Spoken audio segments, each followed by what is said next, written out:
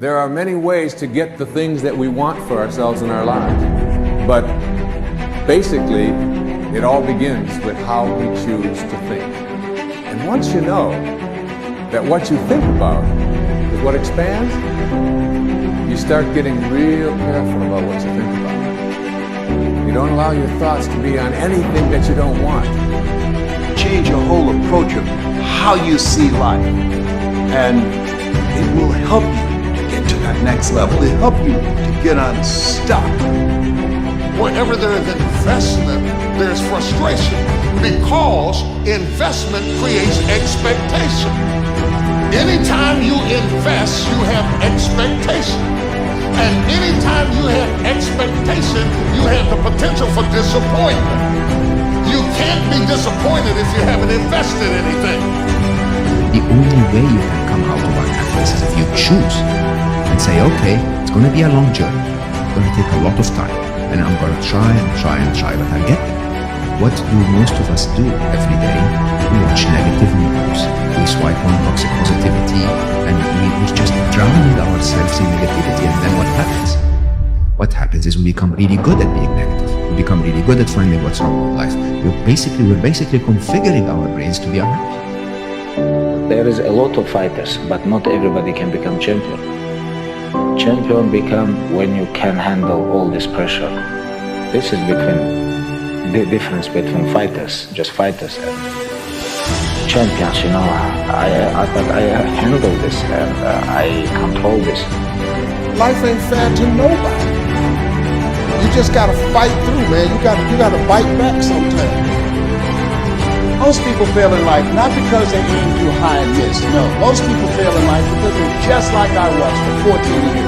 They aim too low and hit. Many never aim at all, not at all.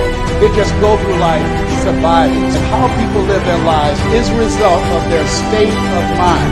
It has been said, you don't get in life what you want, you get in life what you are. We become what we think about. All of us are self-made, but only the successful will admit it. In order to be successful, you must be willing to do the things today others won't do in order to have the things tomorrow others won't have. Your mind is a machine. You must program yourself for success. There's more in you right now that's represented in your bank account. There's more in you right now that's being reflected by your life right now. Your life is not a true reflection of your potential.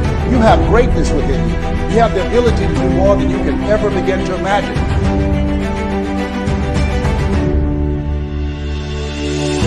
The absence of purpose, we will start digging holes in our life. In the absence of doing something meaningful, we will start really binge watching TV, binge eating, binge drinking. And any vice will lead to self-destruction, holes in your life. You don't have to be great to get started, but you have to get started to be great. There are things that you're going to be able to do that eye has not seen, ear has not heard. There are things that you have in you that you don't even know. But until you get outside of your comfort zone, you will never discover it. You have something special. You have greatness within you. But in order to manifest your greatness, you've got to put yourself in a perpetual state of discomfort.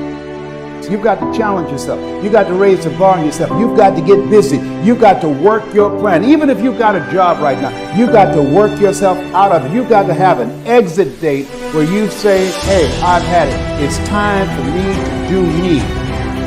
Most of us were raised to become ordinary. Ordinary is you go through your life and you fill out the forms and you pay your taxes and you do what your parents tell you and you're honorable and you're honest and you're a good citizen and you die. Extraordinary is something very, very different. This is about recognizing within yourself that there's something very, very extraordinary that you haven't been trained to believe in, to come to a place where you can apply it and put it into your life. You can go way beyond ordinary. You can go way beyond just being average. All of us are extraordinary. We just have to come to believe it. Whatever you want to do, believe it, believe it, believe it. Even if you don't believe it, play the game of belief. Act as if you believe it. That is power. That is sheer power. It will happen.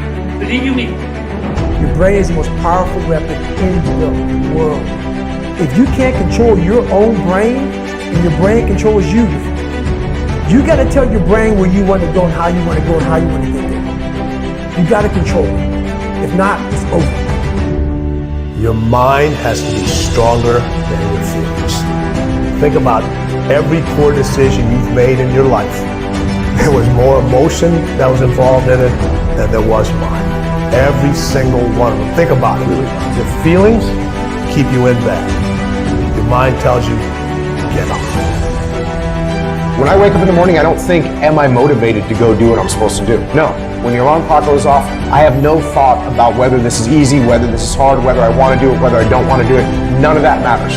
It's an emotionless, thoughtless discipline. When the alarm clock goes off, you get up, you get out of bed, and you go do what you're supposed to do. I don't care how it feels.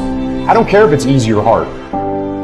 I don't know what your future is, but if you're willing to take the harder way, the more complicated one, the one with more failures at first than successes, the one that has ultimately proven to have more meaning, more victory, more glory, then you will not regret it. Whatever you choose for a career path, remember the struggles along the way are only meant to shape you for your purpose. The more people believe in you or like you or help you or support you, the more people hate you because it creates an opportunity for envy. The only way to avoid it is to stay down. If you lay dead, even the animals won't bite you. The risk of being bitten is the cost of getting up. And you have to decide, are you so concerned about being bitten that you're willing to spend the rest of your life laying dead? Or is there something pumping down inside of you that says, bite me or not, I'm getting up. I'm gonna be the best me. I'm gonna do all I can do, even if it risks you hating me. I'm going for it. Listen to me, man. You have a great life in front of you, but your great life is in front of you. It's not behind. What you did right there was learn the lessons to get you to where you are at this particular moment right now. But quit tripping during the process. Pull yourself together and quit tripping because you in the process. God is processing you. He ain't through with you. If he was through with you, you would not wake up in the morning. Do it broke, do it scared, do it nervous, do it trembling, do it on your knees, do it with help, do it on crutches, do it in a wheelchair, because you don't want to end up in a nursing home sitting on a bedpan wondering what would have happened if you'd only had more courage. You don't want to end up in an old folks home and your dying thought is, I wish I had her. Because the one thing that you will never get is more time. So you don't have time to allow your fear to incarcerate you when you have the key. Reach around there, unlock the door, and step into your destiny. This is why I try to tell you, anything and everything can be done if you can visualize it and if you believe in yourself. I'm addicted to one more. So I want your mantra going forward to be one more. I want to win. I want to be somebody. I want to separate. Spend your whole life imagining ghosts, worrying about the pathway to the future. But all that will ever be is what's happening here. The decisions we make in this moment, which are based in either love or fear.